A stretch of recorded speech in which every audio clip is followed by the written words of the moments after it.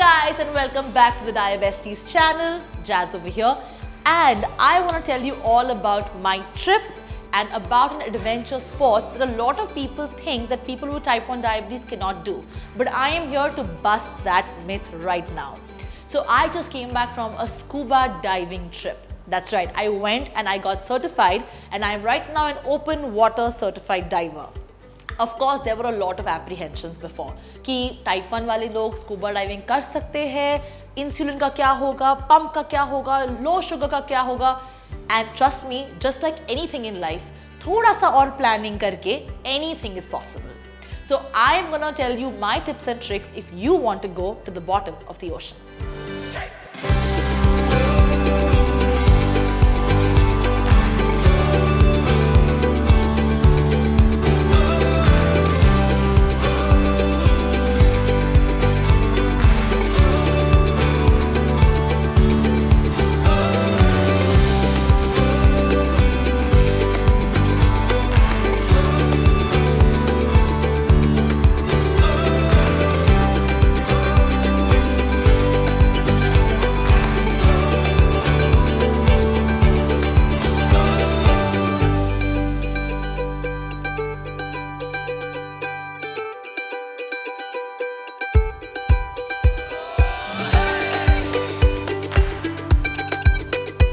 Now, number one, if you are somebody that checks their sugars and is on insulin injections, you don't have to worry much, right? If you are somebody that wears an insulin pump or a CGM, then the biggest thing you need to figure out first is if you have a detachable pump, you need to detach the pump when you are actually going in the water. You come back after whatever time you resurface, you reattach the pump, check your sugar, you'll be fine. The CGMs normally lose connection when you go underwater, but when you come back up, it takes about 15 to 20 minutes to reconnect, but it does reconnect. My advice over here would be that when you're on the boat or when you're on the surface, have your glucometer handy so you can check your sugars while you are at the surface. Now, just like any exercise, right, it takes a little bit of effort while you're scuba diving, so you do tend to maybe go a little low. So my advice would again be to always check your sugars 1 hour prior to scuba diving, right before scuba diving, and an hour after scuba diving. You need to ensure that your blood sugar is not below 150. If it is below 150, you abort the dive. If it is in a range of 150 to 250, you are good to go. So I started my first dive at a blood sugar of 200 and I ended it at 170. Safe and easy.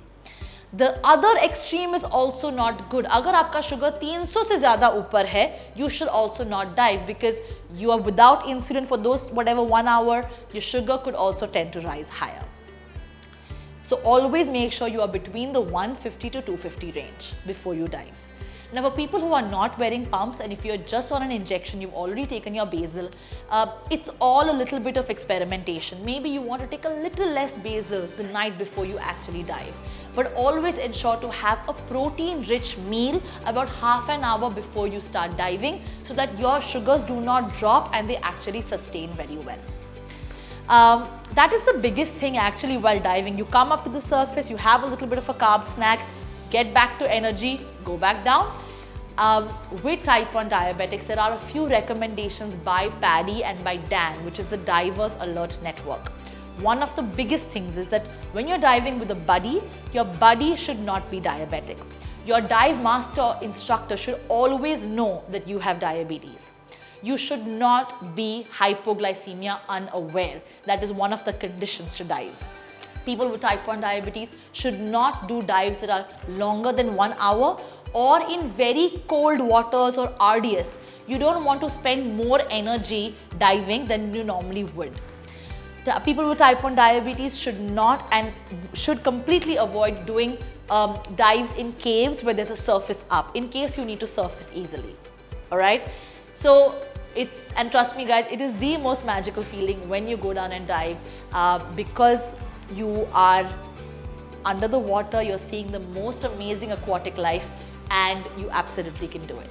One of the most biggest advices, you need to tell your instructor that you are type 1 diabetic so that they know and can officially and properly train you with all the guidelines necessary.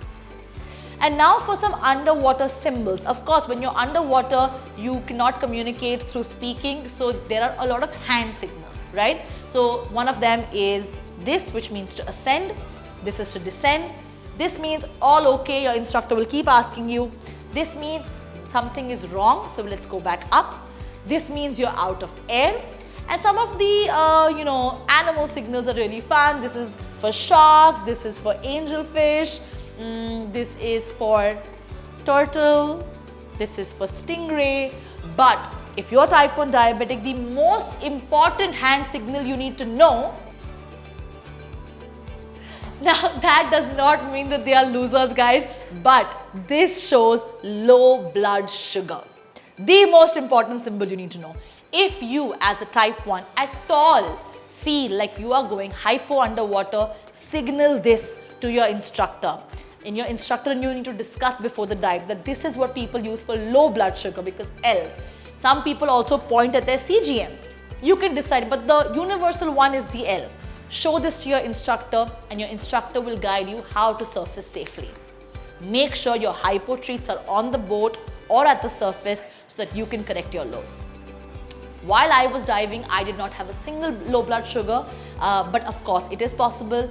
A lot of my diver friends who are type 1, they've also never faced a low underwater, but of course it is possible, so always be prepared.